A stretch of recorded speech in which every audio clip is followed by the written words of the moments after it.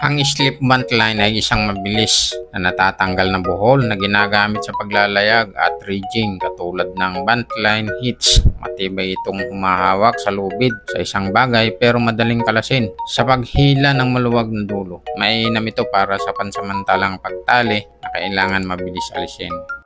Kung gusto mo itong matutunan, halika at gawin natin. Itong paracord knot natin ay iikot lang natin dito sa ating tatalingan at itawid natin dito sa ibabaw, paikot naman sa ilalim at itawid natin ulit papunta dito sa kaliwa, sa ibabaw ulit ng ating tension line.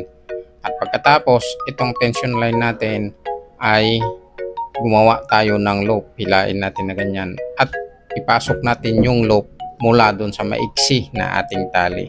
At ito nga, nakagawa na tayo ng slip band line.